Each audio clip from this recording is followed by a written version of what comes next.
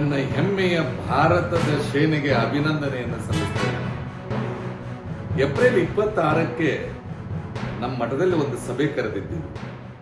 ಆ ಸಭೆಯೊಳಗೆ ರಾಮ ಜನ್ಮಭೂಮಿಯ ಕೋಶಾಧ್ಯಕ್ಷರಾಗಿರ್ತಕ್ಕಂಥ ಗೋವಿಂದ ಗಿರಿಜ ಮಹಾರಾಜರು ಬಂದಿದ್ರು, ಹರಿಹರಪುರದ ಸ್ವಾಮೀಜಿಯವರು ಬಂದಿದ್ರು, ಬೆಂಗಳೂರು ಕೈಲಾಸಾಶ್ರಮದ ಸ್ವಾಮೀಜಿಯವರು, ಬೆಳಗಾವಿ ಕಾರಂಜಿ ಮಠದ ಸ್ವಾಮಿಗಳು ಸೇರಿದಂತೆ ಬಹಳಷ್ಟು ಜನ ಸ್ವಾಮಿಗಳು ಬೆಳಗಾವಿ ಹುಕ್ಕೇರಿ ಹಿರೇಮಠದಲ್ಲಿ ಕೂಡಿ ಒಂದು ಆಂತರಿಕ ಸಭೆಯನ್ನು ಮಾಡಿದ್ದೀವಿ.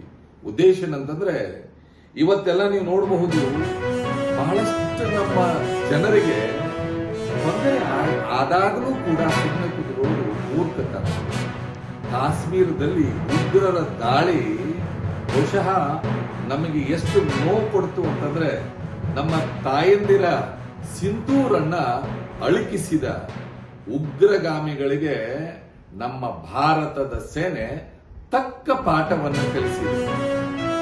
ಆಪರೇಷನ್ ಸಿಂಧೂರ್ ಇದರ ಹೆಸರಿನಿಂದನೇ ಇವತ್ತು ಪಾಕಿನ ಉಗ್ರಗಾಮಿ ಪಾಪಿಗಳಿಗೆ ತಕ್ಕ ಉತ್ತರವನ್ನ ನಮ್ಮ ಭಾರತದ ಸೇನೆ ಕೊಟ್ಟಿದೆ.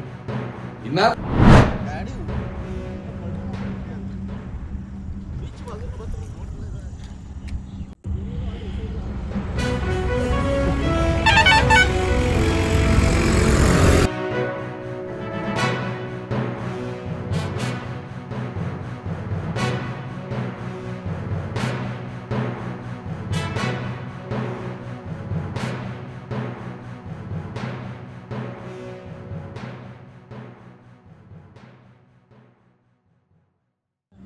ಗಾಡಿ